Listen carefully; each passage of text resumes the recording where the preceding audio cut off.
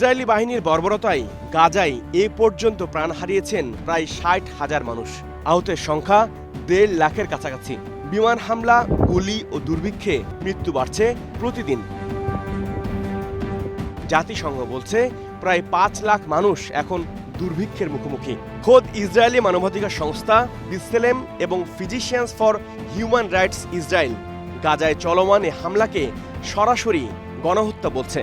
তবে তীব্র নিন্দা জানিয়ে বিবৃতি দিলেও বাস্তব পদক্ষেপ নিতে বড় দ্বিধায় আন্তর্জাতিক সম্প্রদায়। Australia, Canada, Japan, France, Ireland সহ ২৮টি দেশ যৌথ বিবৃতিতে গাজায় যুদ্ধ বন্ধের আহ্বান জানিয়েছে। কেউ কেউ ফিলিস্তিনকে রাষ্ট্র হিসেবেও স্বীকৃতি দিয়েছে।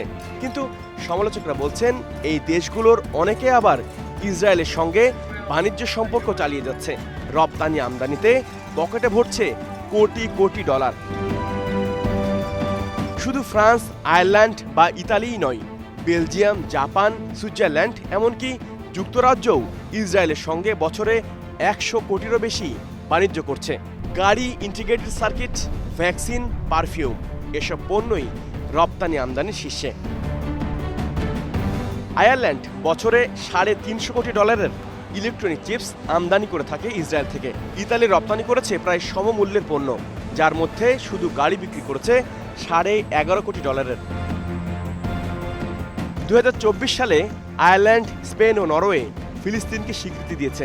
ফ্রান্স বলছে আগামী সেপ্টেম্বরে জাতিসংঘে এই স্বীকৃতি দেবে তারা।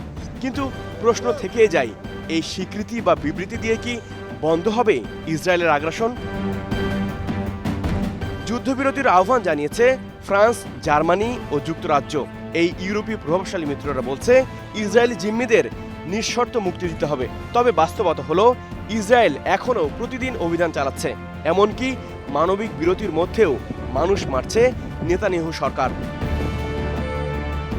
এমন বাস্তবতায় শুধু বিবৃতি নয়, কার্যকর পদক্ষেপই পারে এই যুদ্ধ ও দুর্ভিক্ষ থামাতে। এই বাস্তবতাই আন্তর্জাতিক সম্প্রদায়ের নৈতিক ভূমিকা নিয়ে প্রশ্ন আরও জোরালো হচ্ছে। HROV, star news.